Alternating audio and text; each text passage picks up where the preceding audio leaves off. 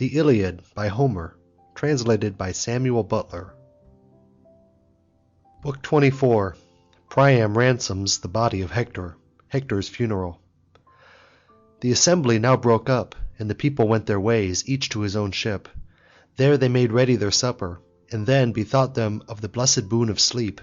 But Achilles still wept for thinking of his dear comrade, and sleep, before whom all things bow, could take no hold upon him. This way and that did he turn, as he yearned after the might and manfulness of Patroclus. He thought of all they had done together, and all they had gone through, both on the field of battle and on the waves of the weary sea. As he dwelt on these things, he wept bitterly, and lay now on his side, now on his back, and now face downwards, till at last he rose, and went out as one distraught to wander upon the seashore. Then, when he saw dawn breaking over beach and sea, he yoked his horses to his chariot, and bound the body of Hector behind it, that he might drag it about. Thrice did he drag it round the tomb of the son of Menoetius, then went back to his tent, leaving the body on the ground full length and with its face downwards. But Apollo would not suffer it to be disfigured, for he pitied the man, dead though he now was. Therefore he shielded him with his golden aegis continually, that he might take no hurt while Achilles was dragging him. Thus shamefully did Achilles in his fury dishonour Hector, but the blessed gods looked down in pity from heaven, and urged Mercury, slayer of Argus, to steal the body. All were of this mind save only Juno, Neptune, and Jove's grey-eyed daughter, who persisted in the hate which they ever bore towards Ilius, with Priam and his people, for they forgave not the wrong done to them by Alexandrus in disdaining the goddesses who came to him while he was in his sheep-yards, and preferring her who had offered him a wanton to his ruin. When, therefore, the morning of the 12th day had now come, Phoebus Apollo spoke among the immortals, saying, "You gods ought to be ashamed of yourselves. You are cruel and hard-hearted. Did not Hector burn you thigh bones of heifers and of unblemished goats? And now dare you not rescue even his dead body for his wife to look upon, with his mother and child, his father Priam and his people, who would forthwith commit him to the flames and give him his due funeral rites? So, then, you would all be on the side of mad Achilles, who knows neither right nor ruth? He is like some savage lion that in the pride of his great strength and daring springs upon men's flocks and gorges on them. Even so has Achilles flung aside all pity, and all that conscience which once so greatly banes yet greatly boons him that will heed it. Man may lose one far dearer than Achilles is lost, a son it may be, or a brother born from his own mother's womb, yet when he has mourned him and wept over him, he will let him bide, for it takes much sorrow to kill a man, whereas Achilles, now that he has slain noble Hector, drags him behind his chariot round the tomb of his comrade. It would be better of him and for him that he should not do so, for brave though he be, we gods may take it ill that he should vent his fury upon dead clay." Juno spoke up in a rage. "This were well," she cried, "O lord of the silver bow, if you would give like honour to Hector and to Achilles. But Hector was mortal and suckled at a woman's breast, whereas Achilles is the offspring of a goddess, whom I myself reared and brought up. I married her to Peleus, who is above measure dear to the immortals. You gods came all of you to her wedding. You feasted along with them yourselves, and brought your lyre, false, and fond of low company, that you have ever been." Then said Jove, "Juno, be not so bitter. Their honour shall not be equal. But of all that dwell in Ilius, Hector was dearest to the gods, as also to myself, for his offerings never failed me. Never was my altar stinted of his dues, nor of the drink offerings and savour of sacrifice which we claim of right. I shall therefore permit the body of mighty Hector to be stolen, and yet this may hardly be without Achilles coming to know it, for his mother keeps night and day beside him. Let some one of you therefore send Thetis to me, and I will impart my counsel to her, namely that Achilles is to accept a ransom for Priam and to give up the body." On this Iris, fleet as the wind, went forth to carry his message. Down she plunged into the dark sea, midway between Samos and rocky Imbrus. The waters hissed as they closed over her, and she sank into the bottom as the lead at the end of an ox horn that is sped to carry death to fishes. She found Thetis sitting in a great cave with the other sea goddesses gathered round her. There she sat in the midst of them, weeping for her noble son, who was to fall far from his own land on the rich plains of Troy. Iris went up to her and said, "Rise, Thetis. Jove, whose counsels fail not, bids you to come to him." And Thetis answered, "Why does the mighty god so bid me? I am in great grief, and shrink from going in and out among the immortals. Still I will go, and the word that he may speak shall not be spoken in vain." The goddess took her dark veil, than which there can be no robe more sombre, and went forth with fleet Iris, leading the way before her. The waves of the sea opened them a path, and when they reached the shore they flew up into the heavens, where they found the all-seeing son of Saturn with the blessed gods that live for ever assembled near him. Minerva gave up her seat to her, and she sat down by the side of her father Jove. Juno then placed a fair cup in her hand, and spoke to her in words of comfort, whereon Thetis drank and gave her back the cup, and the sire of the gods and men was the first to speak. "So, goddess," said he, "for all your sorrow, and the grief that I know reigns ever in your heart, you have come hither to Olympus, and I will tell you why I have sent for you. This 9 days past the immortals have been quarrelling about Achilles, waster of cities, and the body of Hector. The gods would have Mercury, slayer of Argus, steal the body, but in furtherance of our peace and amity henceforward, I shall concede such honour to your son as I will now tell you. Go then to the host, and lay these commands upon him. Say that the gods are angry with him, and that I am myself more angry than them all, and that he keeps Hector at the ships and will not give him up. He may thus fear me and let the body go. At the same time I will send Iris to great Priam, to bid him to go to the ships of the Achaeans, and ransom his son, taking with him such gifts for Achilles as may give him satisfaction." Silver-footed Thetis did as the god had told her, and forthwith down she darted from the topmost summits of Olympus. She went to her son's tents, where she found him grieving bitterly, while his trusty comrades round him were busy preparing their morning meal, for which they had killed a great woolly sheep. His mother sat down beside him, and caressed him with her hand, saying, "My son, how long will you keep on thus grieving and making moan?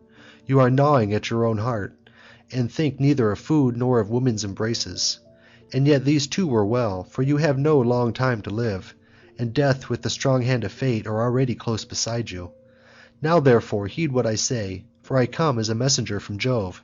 He says that the gods are angry with you, and that himself more angry than them all, in that you keep Hector at the ships and will not give him up.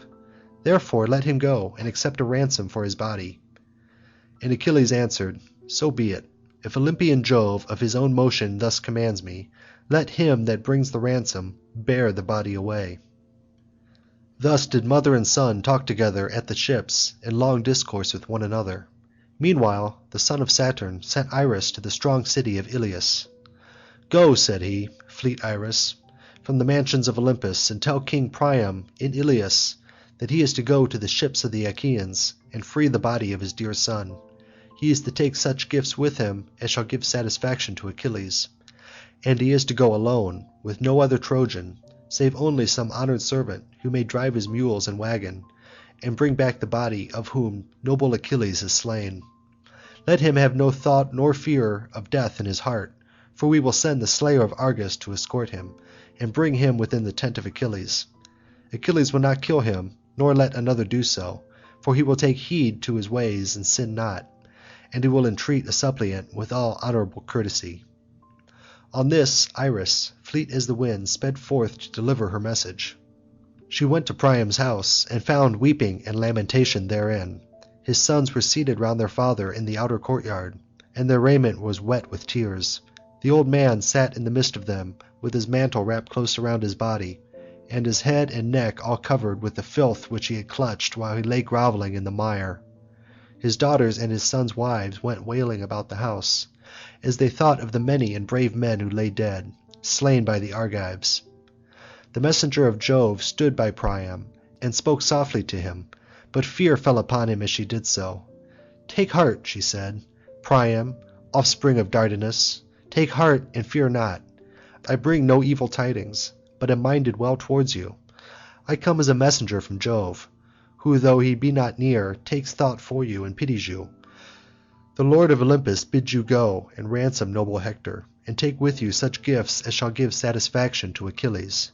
You are to go alone, with no Trojan, save only some honoured servant who may drive your mules and wagon, and bring back to the city the body of him whom noble Achilles has slain. You are to have no thought nor fear of death, for Jove will send the slayer of Argus to escort you. When he has brought you within Achilles' tent, Achilles will not kill you, nor let another do so, for he will take heed to his ways and sin not, and he will entreat a suppliant with all honourable courtesy." Iris went away when she had thus spoken, and Priam told his sons to get a mule wagon ready, and to make the body of the wagons fast upon the top of its bed. Then he went down to his fragrant storeroom, high vaulted and made of cedar wood, where his many treasures were kept, and he called Hecuba his wife. "Wife," said he, "a messenger has come to me from Olympus, and has told me to go to the ships of the Achaeans to ransom my dear son, taking with me such gifts as shall give satisfaction to Achilles. What do you think of this matter? For my own part, I am greatly moved to pass through the camps of the Achaeans and go to their ships." His wife cried aloud as she heard him, and said, "Alas! what is become of that judgment for which you have ever been famous both among strangers and your own people? How can you venture alone to the ships of the Achaeans, and look into the face of him who has slain so many of your brave sons? You must have iron courage, for if the cruel savage sees you and lays hold on you, he will know neither respect nor pity.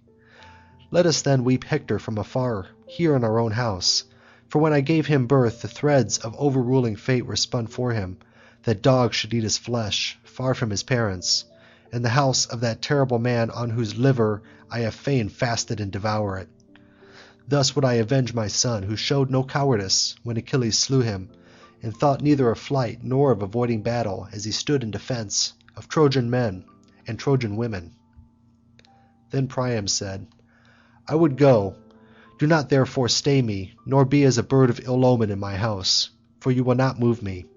Had it been some mortal man who had sent me some prophet or priest who divines from sacrifice, I should have deemed him false and given him no heed.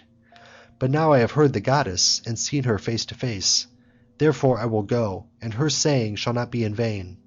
If it be my fate to die at the ship of the Achaeans, even so would I have it. Let Achilles slay me, if I may but first have taken my son in my arms, and mourned him to my heart's comforting." And so saying, he lifted the lids of his chests, and took out 12 goodly vestments. He also took 12 cloaks of single fold, 12 rugs, 12 fair mantles, and an equal number of shirts. He weighed out 10 talents of gold, and brought moreover 2 burnished tripods, 4 cauldrons, and a very beautiful cup, which the Thracians had given him when he had gone to them on an embassy. It was very precious, but he grudged not even this, so eager was he to ransom the body of his son. Then he chased all the Trojans from the court, and rebuked them with words of anger. "Out!" he cried. "Shame and disgrace to me that you are! Have you no grief in your own homes, that you have come to plague me here? Is it a small thing, think you, that the son of Saturn has sent this sorrow upon me, to lose the bravest of my sons?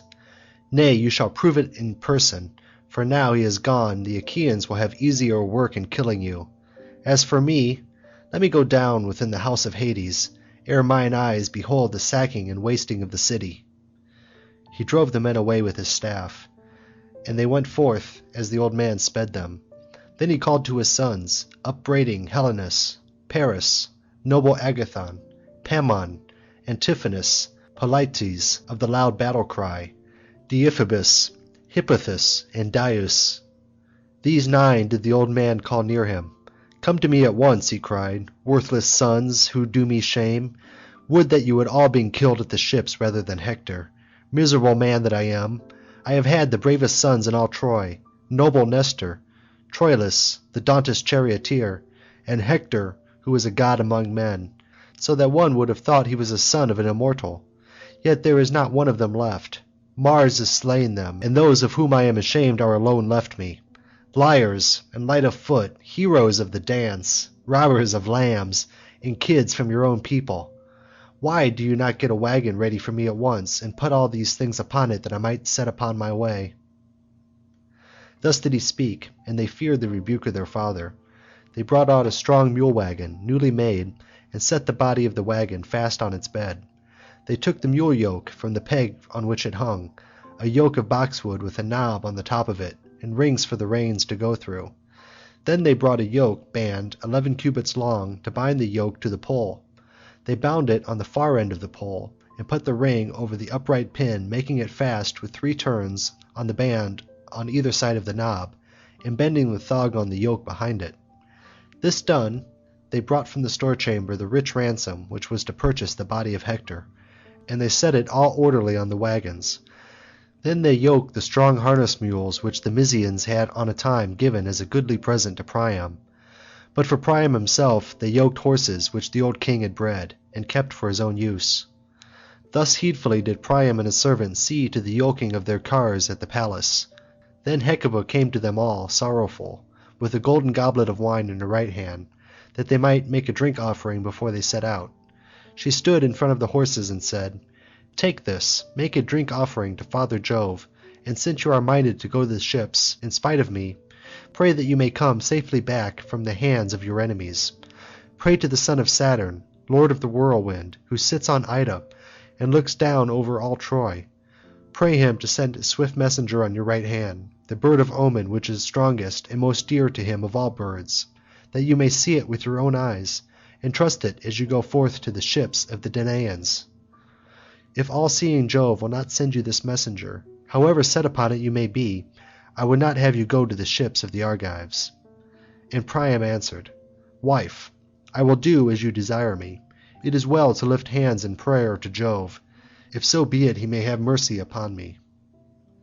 With this the old man bade the serving woman pour pure water over his hands, and the woman came bearing the water in a bowl.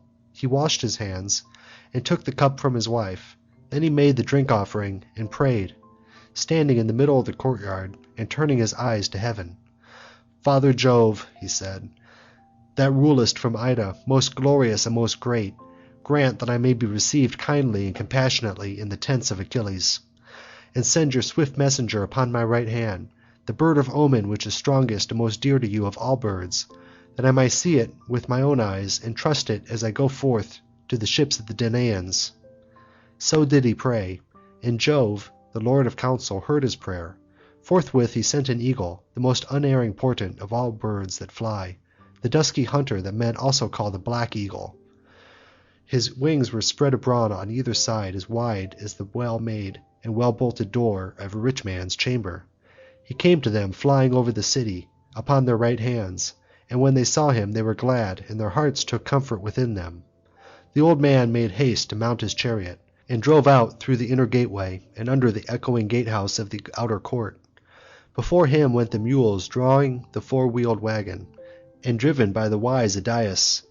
Behind these were the horses which the old man lashed with his whip and drove swiftly through the city, while his friends followed after, wailing and lamenting for him as though he were on the road to death. As soon as they had come down from the city and reached the plain, his sons and son-in-laws who had followed him went back to Ilius. But Priam and Idaeus, as they showed out upon the plain, did not escape the ken of all-seeing Jove, who looked down upon the old man and pitied him. Then he spoke to his son Mercury and said, "Mercury, for it is you who are the most disposed to escort men on their way, and to hear those whom you will hear, go and so conduct Priam to the ships of the Achaeans, that no other of the Danaans shall see him nor take note of him till he reach the son of Peleus." Thus he spoke, and Mercury, guide and guardian, slayer of Argus, did as he was told. Forthwith he bound on his glittering golden sandals, with which he could fly like the wind over land and sea. He took the wand with which he seals men's eyes in sleep, or wakes them, just as he pleases, and flew holding it in his hand till he came to Troy and to the Hellespont. To look upon he was like a young man of noble birth, in the heyday of his youth and beauty, with the down just coming upon his face. Now, when Priam and Idaeus had driven past the great tomb of Ilius, they stayed their mules and horses that they might drink in the river, for the shades of night were falling. When, therefore, Idaeus saw Mercury standing near them, he said to Priam, "Take heed, descendant of Dardanus. Here is the matter which demands consideration. I see a man who I think will presently fall upon us. Let us fly with our horses, or at least embrace his knees, and implore him to take compassion upon us." When he heard this, the old man's heart failed him, and he was in great fear. He stayed where he was as one dazed, and the hair stood on end over his whole body. But the bringer of good luck came up to him, and took him by the hand, saying, "Whither, father, are you thus driving your mules and horses in the dead of night, when other men are asleep? Are you not afraid of the fierce Achaeans who are hard by you, so cruel and relentless? Should one of them see you bearing so much treasure through the darkness of the flying night, what would not your state be then? You are no longer young, and he who is with you is too old to protect you from those who would attack you. For myself, I will do you no harm, and I will defend you from any one else, for you remind me of my own father." And Priam answered, "It is indeed as you say, my dear son. Nevertheless some god has held his hand over me, in that he has sent such a wayfarer as yourself to meet me so opportunely. You are so comely in mien and figure, and your judgment is so excellent, that you must come of blessed parents." Then said the slayer of Argus, guide and guardian, "Sir, all that you have said is right, but tell me, and tell me true, are you taking this treasure to send it to a foreign people where it may be safe? Or are you leaving strong Ilius in dismay, now that your son is fallen who was the bravest man among you, and was never lacking in battle with the Achaeans?" And Priam said, "Who are you, my friend, and who are your parents, that you may speak so truly about the fate of my unhappy son?" The slayer of Argus, guide and guardian, answered him, "Sir, you would prove me, that you question me about noble Hector. Many a time I have set eyes upon him in battle when he was driving the Argives to their ships and putting them to the sword. We stood still and marvelled, for Achilles in his anger with the son of Atreus suffered us not to fight. I am his squire, and came with him in the same ship. I am a Myrmidon, and my father's name is Polyctor. He is a rich man, and about as old as you are. He has 6 sons besides myself, and I am the 7th. When we cast lots, it fell upon me to sail hither with Achilles. I am now come from the ships on the plain, for with daybreak the Achaeans will set battle in array upon the city. They chafe at doing nothing, and are so eager that their princes cannot hold them back." Then answered Priam, "If you are indeed the squire of Achilles, son of Peleus, tell me now the whole truth. Is my son still at the ships, or has Achilles hewn him limb from limb and given him to his hounds?" "Sir," replied the slayer of Argus, guide and guardian, "neither hounds nor vultures have yet devoured him. He is still just lying at the tents by the ship of Achilles, and though it is now 12 days that he has lain there, his flesh is neither wasted, nor have the worms eaten him, although they feed on warriors. At daybreak Achilles drags him cruelly around the sepulchre of his dear comrade, but it does him no hurt. You should come yourself and see how he lies, fresh as dew, with the blood all washed away, and his wounds every one of them closed, though many pierced him with their spears. Such care have the blessed gods taken of your brave son, for he was dear to them beyond all measure." The old man was comforted when he heard this, and said, "My son, see what a good thing it is to have made due offerings to the immortals. For as sure as that he was born, my son never forgot the gods that hold Olympus, and now they requite it to him even in death. Accept therefore at my hands this goodly chalice. Guard me, and with heaven's help guide me, till I come to the tent of the son of Peleus." Then answered the slayer of Argus, guide and guardian, "Sir, you are tempting me and playing upon my youth, but you shall not move me, for you are offering me presents without the knowledge of Achilles, whom I fear and hold it great guilt to defraud, lest some evil presently befall me. But as your guide I will go with you even to Argos itself, and will guard you so carefully, whether by sea or land, that no one should attack you, through making light of him who is with you." The bringer of good luck then sprang upon the chariot, and seizing the whip and reins he breathed fresh spirit into the mules and horses.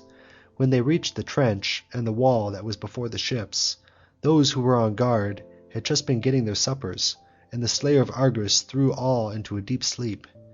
Then he drew back the bolts to open the gates, and took Priam inside with the treasures he had upon his wagon.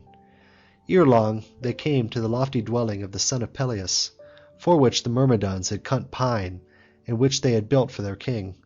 When they had built it, they thatched it with the coarse tussock grass, which they had mown out on the plain, and all round it they made a large courtyard, which was fenced with stakes set close together. The gate was barred with a single bolt of pine, which it took 3 men to force into its place, and 3 to draw it back as to open the gate, but Achilles could draw it back by himself. Mercury opened the gate for the old man, and brought in the treasure that he was taking with him for the son of Peleus. Then he sprang from the chariot onto the ground and said, "Sir, it is I, immortal Mercury, that am come with you, for my father sent me to escort you. I will leave you now, and will not enter into the presence of Achilles, for it might anger him that a god should befriend mortal men thus openly. Go you within, and embrace the knees of the son of Peleus. Beseech him by his father, his lovely mother, and his son. Thus you may move him." With these words Mercury went back on high Olympus. Priam sprang from the chariot to the ground, and leaving Idaeus where he was, in charge of the mules and horses, the old man went straight into the house where Achilles, loved of the gods, was sitting. There he found him with his men seated at a distance from him. Only 2, the hero Automedon and Alcimus of the wastes of Mars, were busy in attendance about his person, for he had but just been done eating and drinking, and the table was still there. King Priam entered without their seeing him, and going right up to Achilles he grasped his knees, and kissed the dread murderous hands that had slain so many of his sons.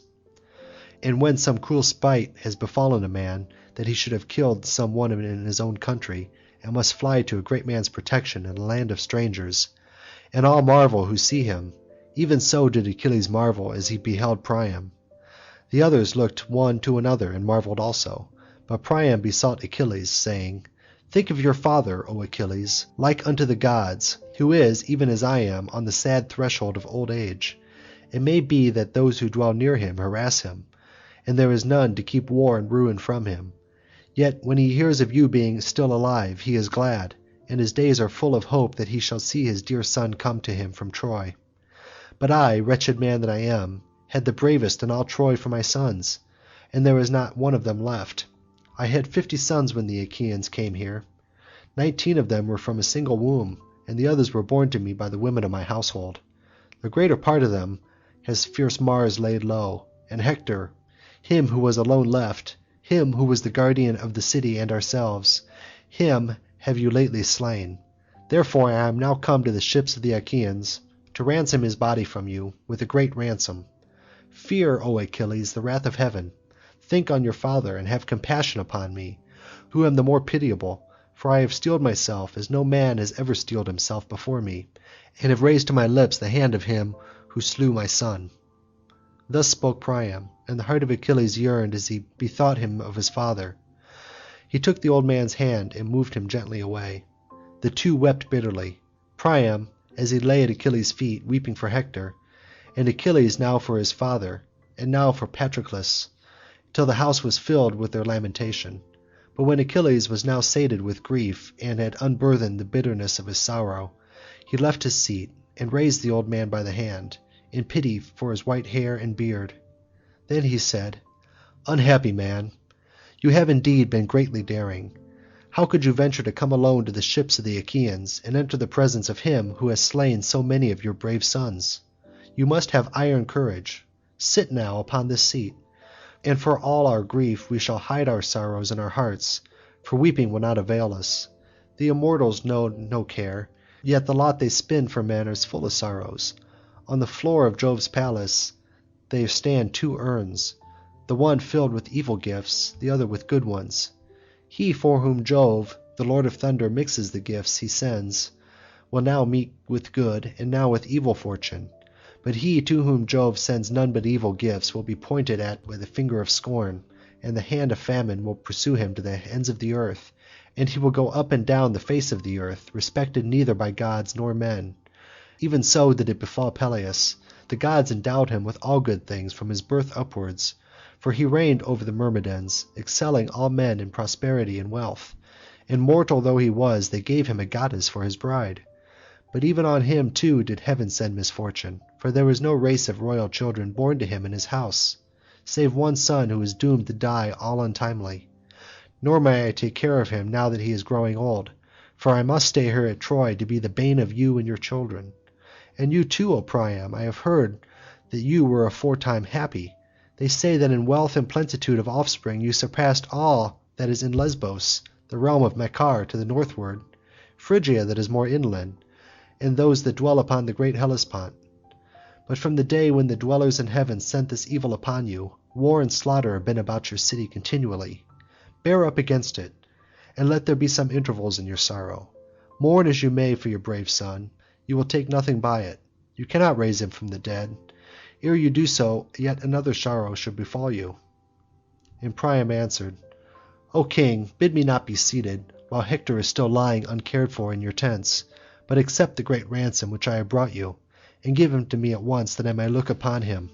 May you prosper with the ransom, and reach your own land in safety, seeing that you have suffered me to live, and to look upon the light of the sun. Achilles looked at him sternly and said, Vex me, sir, no longer. I am myself minded to give up the body of Hector. My mother, daughter of the old man of the sea, came to me from Jove to bid me deliver it to you. Moreover, I know well, O Priam, and you cannot hide it, that some god has brought you to the ships of the Achaeans. For else no man, strong and in his prime, would dare to come to our host. He can neither pass our guard unseen, nor draw the bolt of my gates thus easily. Therefore provoke me no further, lest I sin against the word of Jove, and suffer you not, suppliant though you are, within my tents. The old man feared him and obeyed. Then the son of Peleus sprang like a lion through the door of his house, not alone, but with him went his two squires, Automedon and Alcimus, who were closer to him than any others of his comrades, now that Patroclus was no more. These unyoked the horses and mules, and bade Priam's herald and attendant be seated within the house. They lifted the ransom for Hector's body from the wagon, but they left 2 mantles and a goodly shirt, that Achilles might wrap the body in them when he gave it to them to be taken home. Then he called to his servants and ordered them to wash the body and anoint it. But he first took it to a place where Priam would not see it, lest if he did, he should break out in the bitterness of his grief and enrage Achilles, who might kill him and sin against the word of Jove. When the servants had washed the body and anointed it, and had wrapped it in the fair shirt and mantle, Achilles himself lifted it onto the bier, and he and his men then laid it on the wagon. He cried aloud as he did so, and called on the name of his dear comrade. "Be not angry with me, Patroclus," he said, "if you hear even in the house of Hades that I have given Hector to his father for the ransom. It has been no unworthy one, and I shall share it equitably with you."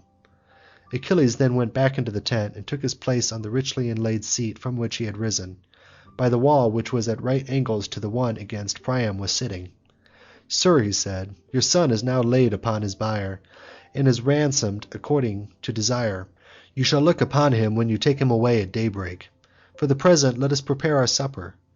Even lovely Niobe had to think about eating, though her 12 children, 6 daughters and 6 lusty sons, had all been slain in her house.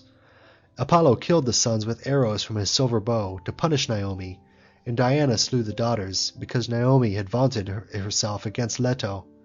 She said Leto had borne 2 children only, whereas she had borne many, whereupon the 2 killed the many.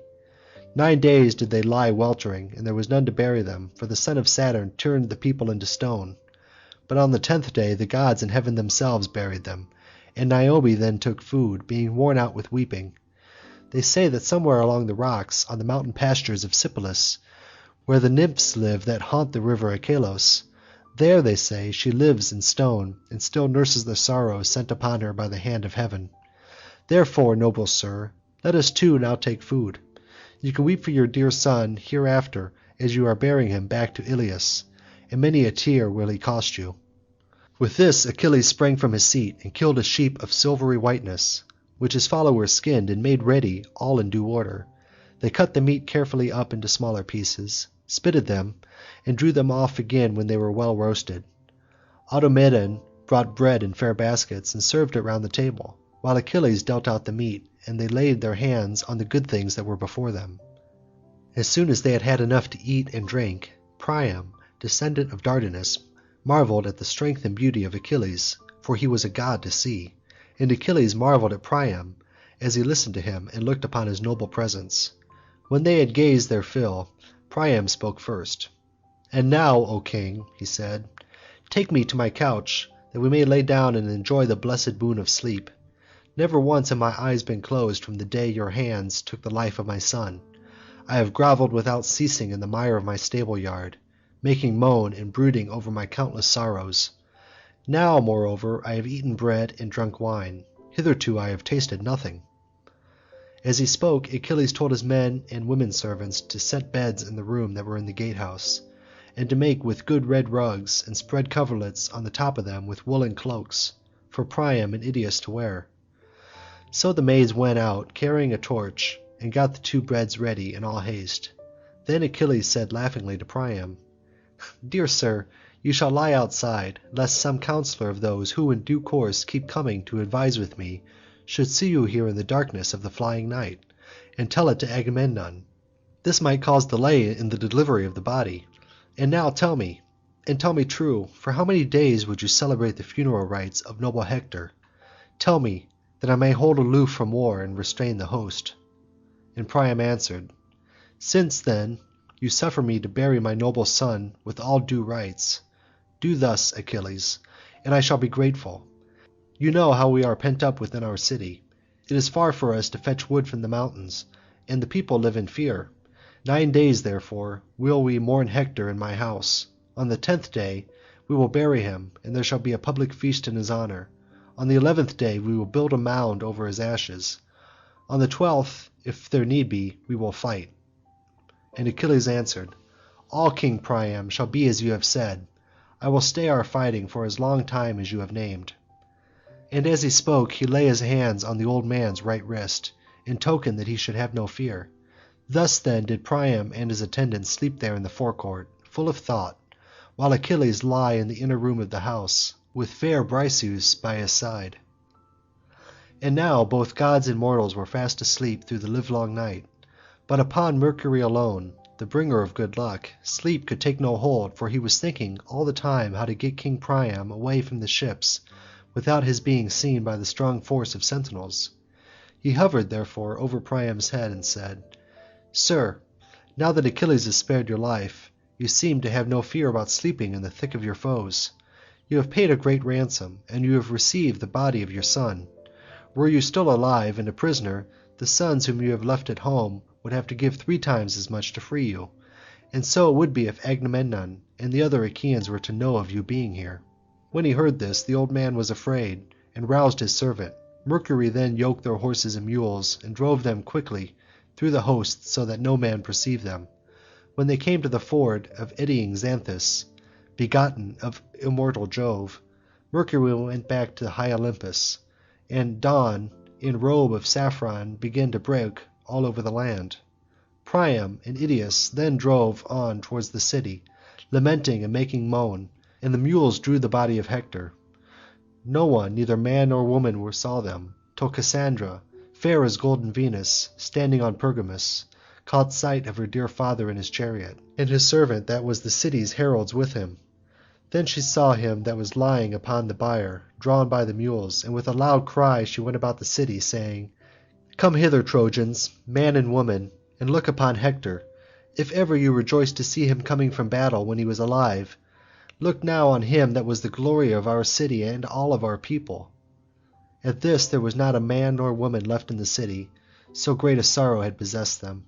Hard by the gates they met Priam as he was bringing in the body. Hector's wife and his mother were the first to mourn him. They flew towards the wagon and laid their hands upon his head, while the crowd stood weeping round them. They would have stayed before the gates weeping and lamenting the livelong day to the going down of the sun, had not Priam spoke to them from the chariot and said, "Make way for the mules to pass you. Afterwards, when I have taken the body home, you shall have your fill of weeping." At this the people stood asunder, and made a way for the wagon. When they had borne the body within the house, they laid it upon a bed, and seated minstrels round it to lead the dirge, whereon the women joined in the sad music of their lament. Foremost among them all, Andromache led their wailing as she clasped the head of mighty Hector in her embrace. "Husband," she cried, "you have died young, and leave me in the house a widow. He of whom we are the ill-starred parents is still a mere child, and I fear that he may not reach manhood. Ere he can do so our city will be razed and overthrown, for you who watched over it are no more, you who were its saviour, the guardian of our wives and children. Our women will be carried away captives to the ships, and I among them, while you, my child, who will be with me will be put to some unseemly tasks, working for a cruel master. Or, maybe, some Achaean will hurl you, O miserable death, from our walls, to avenge some brother, or son, or father whom Hector slew. Many of them have indeed bitten the dust at his hands, for your father's hand in battle was no light one. Therefore do the people mourn him. You have left, O Hector, sorrow unutterable to your parents, and my own grief is greatest of all, for you did not stretch forth your arms and embrace me as you lay dying, nor say to me any words that might have lived with me in my tears night and day for evermore." Bitterly did she weep the while, and the women joined in her lament. Hecuba in her turn took up the strains of woe. "Hector," she cried, "dearest to me of all my children, so long as you were alive the gods loved you well, and even in death they have not been utterly unmindful of you. For when Achilles took other of my sons, he would sell them beyond the seas, to Samos, Imbros, or to rugged Lemnos. And when he had slain you too with his sword, many a time did he drag you round the sepulchre of his comrade, though this could not give him life. Yet here you lie, all fresh as dew, and comely as one whom Apollo has slain with his painless shafts." Thus did she too speak through her tears and bitter moan, and then Helen for a third time took up the strains of lamentation. "Hector," said she, "dearest of all my brothers-in-law, for I am the wife to Alexandrus, who brought me hither to Troy, would that I had died ere that he did so. 20 years are come and gone since I left my home and come over the seas, but I have never heard one word of insult or unkindness from you. When another would chide me, as it might be one of your brothers or sisters, or of your brothers' wives, or my mother-in-law, for Priam was as kind to me as though he were my own father, you would rebuke them and check them with words and gentleness and good will. Therefore my tears flow both for you and for my unhappy self, for there was no one else in Troy who was kind to me, but all shrink and shudder as they go by me." She wept as she spoke, and the vast crowd that was gathered round her joined in her lament. Then King Priam spoke to them, saying, "Bring wood, O Trojans, to the city, and fear no cunning ambush of the Argives. For Achilles, when he dismissed me from the ships, gave me his word that they should not attack us until the morning of the 12th day." Forthwith they yoked their oxen and mules and gathered together before the city.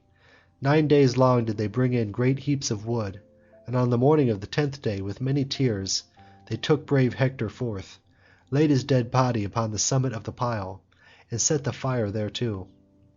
Then, when the child of morning, rosy-fingered Dawn, appeared on the 11th day, the people then assembled round the pyre of mighty Hector.